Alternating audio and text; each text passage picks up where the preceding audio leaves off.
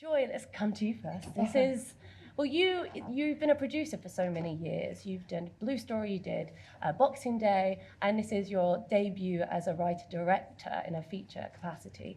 So I guess, why was this the story that you wanted to tell first?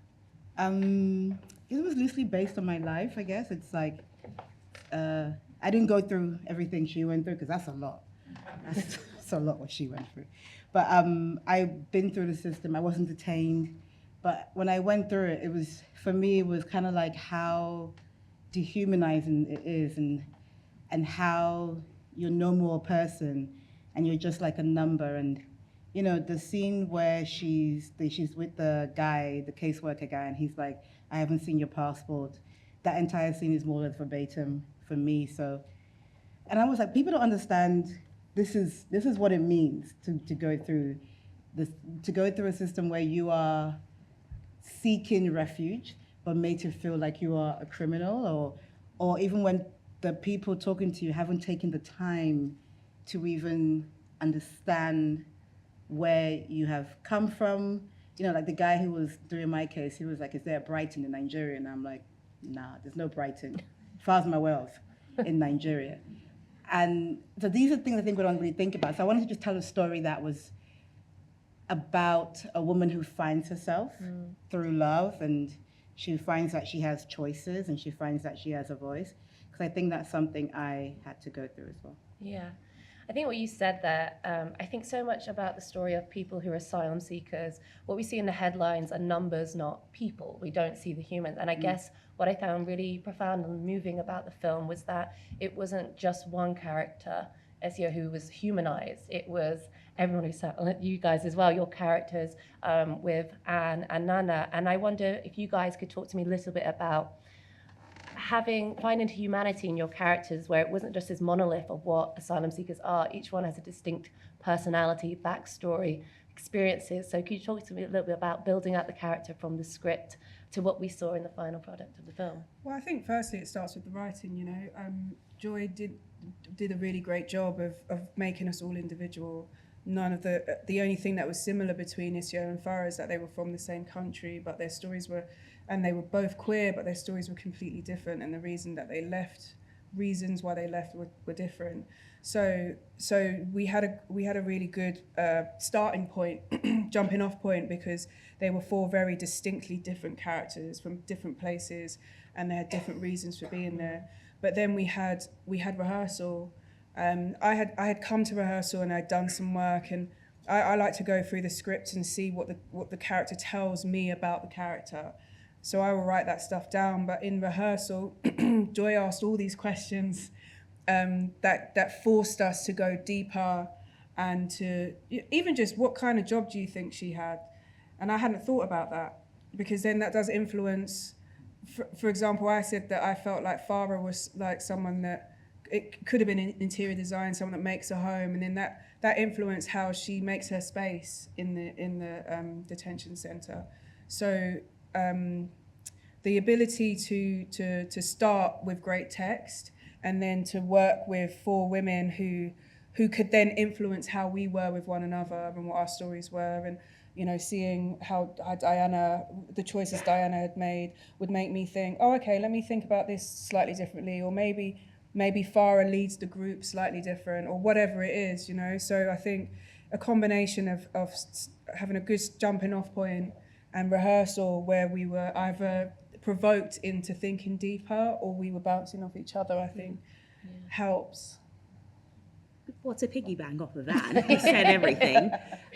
Playing Nana, I just wanted to make sure that she was humanized. It's so easy to just see a character that has a lot of hurt and a lot of pain and moves through the world quite angry, but you miss the humility, the softness, the compassion and empathy that she inhabits, but also is able to give to others. So just making sure she wasn't just this angry person, but understanding why she is that way, and making room for people to see the moments where she lets her walls down, and you're able to see the kind, gentle soul that she was maybe before she entered into this situation. And like Anne said, what did she do prior to this? Like, what made her this way? And with rehearsal, we'll be able to discover everything, and just keep playing. And Joy gave us a lot of room to explore and just to find new things. It wasn't just strictly on like just what's written down. She was like, if that feels uncomfortable, let's try something else. Yeah. Joy, I mean, it's about love, but also female friendships. And I watch this and I think about like Set It Off, and I think about just because it's kind of at the end now, I'm like, oh my God, this feels like we're going like a real, you're mixing genres here, but you're seeing women who are basically saying like, the system isn't working for us. How do we find our own way through? So I'd love to know a little bit about, I guess, what were kind of maybe the influences in how you wanted to tell this story? I know you talked about like French New Wave being a really big influence, but those ones stick with me because it's just these women like dominating. Yeah. I mean, ultimately, firstly, it's a love story, and me and Anna, when we first sort of started talking about the film, it was about like, we're gonna shoot it, it's a love story, so with colors, and I always think of like In the Mood for Love and stuff like that. I'm always like, oh my God, it's a beautiful film. And I guess it was about how do we find our own version of that. And Anna had this great thing she said about the aspect ratio, and it changes throughout the movie and it just expands, and it was really about us getting into Isio's head, but also she was doing that manually throughout the film, and we're not shooting in order, so every once in a while we're going to have to change what the aspect ratio is. But I think that stuff was really the color palette that Julie, the production designer, brought, and Cynthia and Anna, that we all worked across, was really more about thinking about it as a love story, and about it not feeling bleak, and about just showing migrants with love and color and life and hope. Because ultimately, when you're going through the system, you just have hope. And the genre blend, I love genre, I guess, and it was always a tricky thing, trying to go from love to escape movie, and what that looks like, I guess. And I think did we shoot it differently towards the end to make it more escapey? Sure. Yeah. It's a good word. It's a good Escapey. Escapey, yeah, sure. But it's so good that you brought that up, because I think it seems that the more in love Farah and Isio become, the more brighter like the life is. And you start with like, I don't know, I said this earlier, so no one got the reference, but do you remember watching Bad Girls on ITV? Yeah. Like watching that, it was like watching the first bit, it's like that kind of, I don't know, it feels like very like bleak prison, because it's in the prison genre in a way. I know it's a detention center, but it feels like in that conversation. But then, as they find each other, these two women find each other, it suddenly kind of gets a little bit less bleak, it gets a bit more vibrant. So can you tell me a little bit about that story and how that comes in the way it's shot? Definitely, and we try to introduce the elements of love and sun every time we sing Farah early on. So it's little glimpses, like she's like this light that gives hope to Isio, and it kind of progresses as they fall in love. I think now watching it today, I was like, oh, it's not just a love and romantic and cute. It's more about when you're in love, you start to learn things about the world and yourself. And the most important thing that Farah says is, the freedom starts in your mind. And it's her expansion for Isio, is how like she understands she might be captured now, but she's becoming a freer person through this experience. So yeah, we're like, with aspect ratio and like introducing colors and lights throughout, trying to embrace that. I think what's so lovely is, it's set in kind of one place, and it does feel quite claustrophobic, but obviously we have this, I guess, interior world as well for Isio. But tell me a little bit about like shooting on that location. You said you shot it in 20 days. 20 days? Oh gosh, and not in order, so that has been a lot of it. I think the room was the hardest to shoot. I feel like we shot every angle possible in that bedroom, with Anna being in every corner possible in that bedroom. But I think the bedroom sort of felt like we were a bit more fluid in how we shot it compared to the rest of the space, because it's warmer in the bedroom. How it gets progressively warmer as they fall in love, with the dream house being the warmest, because I think it's sort of the one that feels so out of grasp for them, and wanted to contrast that with the rest of the space, so it feels a bit bleaker, a bit colder compared to there, but equally sound-wise as well. Like we had this whole thing when they enter the room, Isra enters the room, it's a little bit quieter, but when she goes out, it's a little bit louder, because the idea being the room is her safe space, and being with Farah is where she feels happier. Just trying to find a way to get you a bit more in her head and how she feels. And also, I think with the dream sequences as well, trying to find a way to make that feel very different to the rest of the movie, like with the masquerade, and just trying to make that feel like it's more space for us to play, because it hasn't got to fit into the same visual world of the film. So I think we sort of gave ourselves different languages to have, and the when they're making the jollof rice, playing with slow-mo, but that was just more about I think for me, I was trying to have them live in their hope or in their joy a little bit longer as they're dancing and cooking, but I was just more about letting them just have that for themselves, because they rarely ever get that as a collective in the film. And I think that was one of the last times we see them happy together before Farah is taken away. Yeah. And it's so beautiful to see you guys, and especially with you and Ronke, and because I think there's such a beautiful chemistry there that it takes its time, and I think I'd love to just know a little bit about how you build that rapport. How much time did you have before the shoot to kind of work on that chemistry? Well, was it a week or 2 weeks? We had 2 weeks. We had 2 weeks of rehearsal. Ronke and I have known each other. Most of the actors, the black actors. No, we all know each other. So, but I'm being facetious, but no, Ronke and I actually had known each other for quite a long time. I've mentioned before, we didn't know each other as lovers, obviously, so we did have to find that was new, that was an exploration. But having 2 weeks of rehearsal, which is so rare, I've never had that actually for an independent film anyway, and so much time. 2 weeks is a long time considering the shoot was only 20 days. But I really love love, and when I was just about to give some personal information, and I'm like, not that one. Intimacy coordinator. We talk about that. This is being recorded. When I was I could say this actually. When we were shooting, I just got engaged. So I'm married now, but and so love was very present. Yeah. It was very much on the surface of how I was navigating and thinking about, I was seeing life through a very love-fueled gaze. And so it wasn't too far out of reach for me to think about love and how I explore or how I change and what my body does or how I hide or don't hide, and how love just really just breaks you open. And so I think it was useful to be in that space. And no one knew I was engaged at the time, I don't think, because I don't know, I was keeping it a secret. So it was it was this really lovely kind of secret that I had that I could kind of spoon feed into the choices that I was making. But having 2 weeks rehearsal, I think was really important, because you can go in. What is great about Joy, and I talk about how great Joy is all the time, is that she was the writer and the director, but she was never she wasn't prescriptive. No, I wrote this, so you must say. There was never that.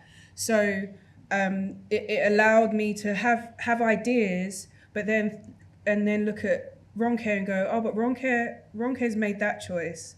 So really and truly, if she's made that choice, I think that would change what Farah does. So, but the only way we could do that or find that was because we had rehearsal and we had a director that allowed us to play and allowed freedom.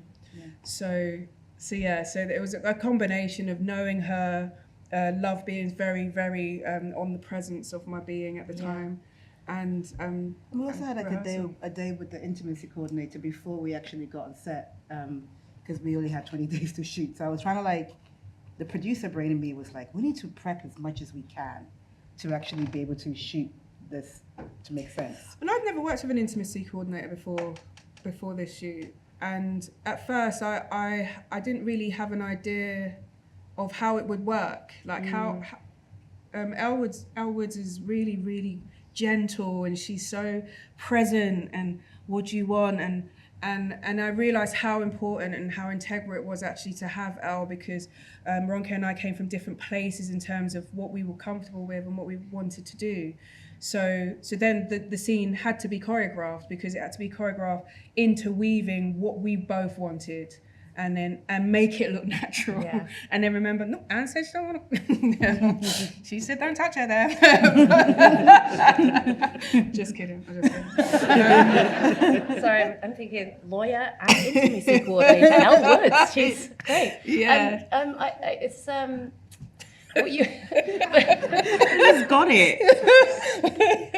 But I think that's so beautiful, because actually, like, now it's so interesting looking back and thinking about the look. And you must have been thinking when you were seeing like Anne do those things, like, God, she is nailing this, and knowing that you were bringing. I'm a very good actor. Yeah, no, but I think so much acting is like bringing your emotions and then channeling it through your character. So you get the kind of thing in the middle there, right? There's Farah, there's Anne, and then there's like what you're bringing to it, and it's so. I think that's the beauty of Anna, though, and our editor, because there were some looks that I didn't realise I had even done, and then but they were captured, and I think there's certain scenes that there was a look that I did, and it makes a scene for me, and I just think, oh, I didn't even realise I did that, but someone saw it and someone kept it, you know, and that's the beauty of having such a great creative team.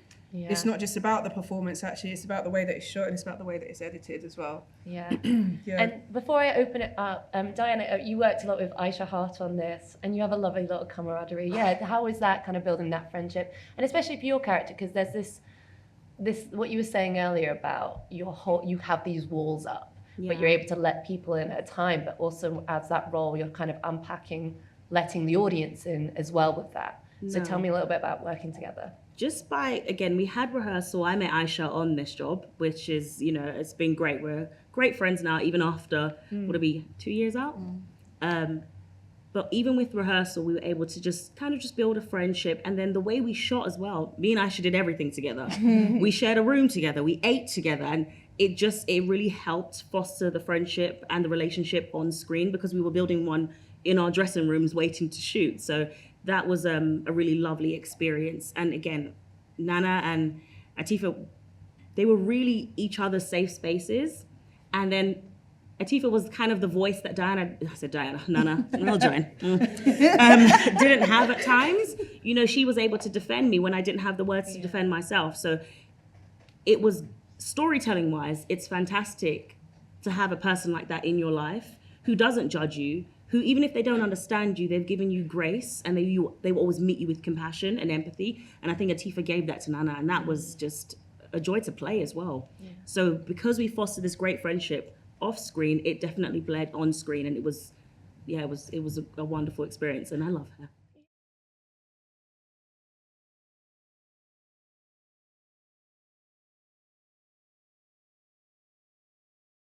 Yeah, I mean, Barry Jenkins, he's also inspired by Wong Kar-wai, so I feel like we're both, you know, same level. Same level. Doing a little dark. Same level, guys, same level. Me and Barry, my mate Barry. Fans. But no, it's really Wong Kar-wai. Like, I think there's something about the way he shoots and the way the camera moves that I just really enjoy. I don't know who else we spoke about, to be honest with you. I feel like I've been thinking about it today, because I was like, people will be asking. And I feel like we quickly walked away from just referencing specific films when we talk about poetry. You send me playlists with music. And we just, spending time in the space as it was building, just taking inspiration from space and like winter light, and just taking it all in and bringing it back. I think it was very intuitive and kind of organic process. We looked at a lot of films together, and then we're like, okay, lovely. Now we're gonna make a new one. Yeah. Because also we got to rehearse in the space, which was great, and got to just live in that space. So as production design were doing what production design were doing, we were there, so we could see what was happening. So I think it was a little bit easier to know how we wanted to approach it. I mean, I had a whole storyboard that I wouldn't even use. Maybe we used one shot. It went out the window, but like Anna said, it was very like intuitive, and days would change what you think you're gonna do, and we would have ideas in the morning, and some days I wouldn't know. I was like, this is what I want to feel. Anna would make that happen, translate that into actual stuff. But it was very like an organic process, I think, between us, which is great. I feel like she lives in my brain.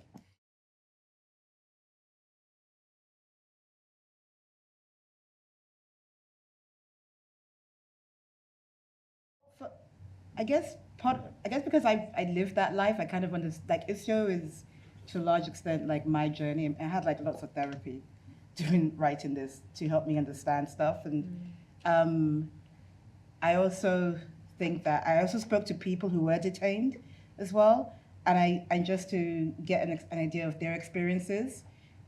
But I think ultimately everybody had the same thing of like hope and the idea of just what life could be when you leave. And I think for me, it was, again, that love story of when you come in, you're only thinking about how you get out, which is like what Diana's character says. You're never thinking about, like, you're just like, I just want to get out. Like, how do I do that?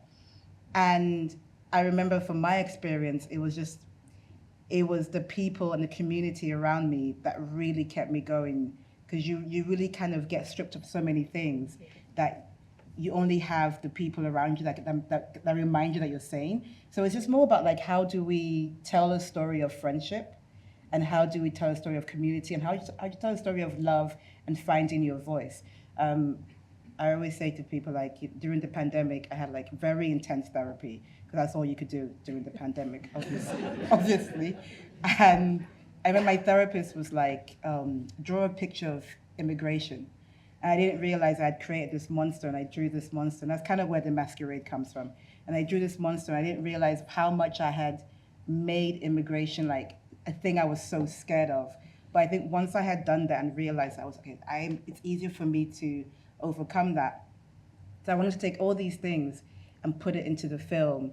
But it was just more about humanizing the character. So for me, ultimately, it's a story about a woman who just figures out that she has a voice and she has choices, and she does that through her friends and love, Yeah.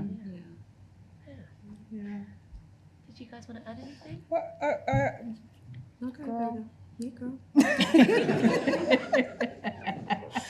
I think research, well, as an actor, you do your homework. You want to be as honest and be as immersed as you can in this character and tell great stories. And we had a great story to tell, but there was obviously work for us to do.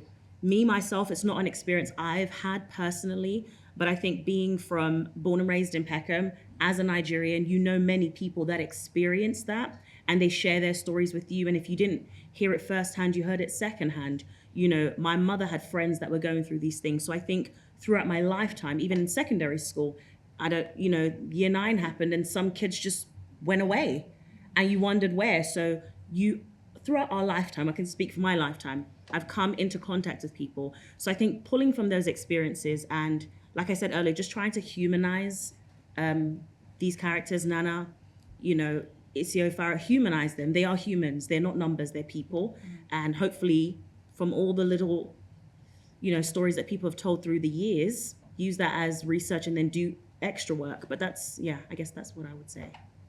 Yeah, I think for me to help humanize Farah, I spent some time to think about what was at the heart of her, what anchored the choices that she made, or even the silences that she made. And I made the decision that, yes, she was queer, and she'd run away and all of this stuff, and she was in this detention center, but she was grieving. And it's there because she tells you the story, but it's not what she's leading with. And I think that's something that I could connect with, yes, I'm Nigerian, but there were so many things that Farah was experiencing that I've never experienced. But I know grief, and I know how grief how you can compartmentalize grief, but it still rule a lot of your traits without even realizing. The stoic nature to her, or the warmth but slight coldness. She's in the crew, but she's not really in the crew. All of that stuff. And once I realized, grief is what is at the heart of Farah, that helped me humanize her. in and amongst all of the dehumanizing things that she's going through. She's in this detention center. She's queer, Nigerian queer, and they can't be queer in Nigerian. But I could find that empathy. I could connect with that and say, oh, okay, that's why she'd probably be maybe more silent in the room, or that's why she's so willing to love, because she lost all of her loves. You know, all of that stuff could influence some of the human choices that I thought that she would make.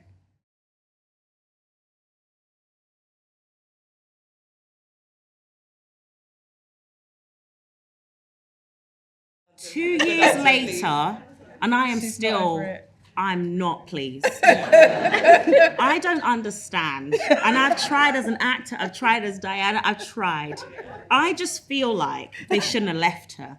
Or, at best, look back. I will take a thinking of you versus a... So I just feel like, even when we shot it, listen, when we shot it, it was late at night, it was raining, and we shot it, I was like, Joy, we need one more, we need an alternate ending. No, it's not. These guys, Diana and Aisha were like, Joy, are you sure you a shot of our faces? Something. I think for me, it's difficult, and I don't know, I just struggled with the idea that you did all that stuff in there, we built this bond, we formed this sisterhood, and again, I understand everyone is in such a dire situation. It really is every woman for themselves.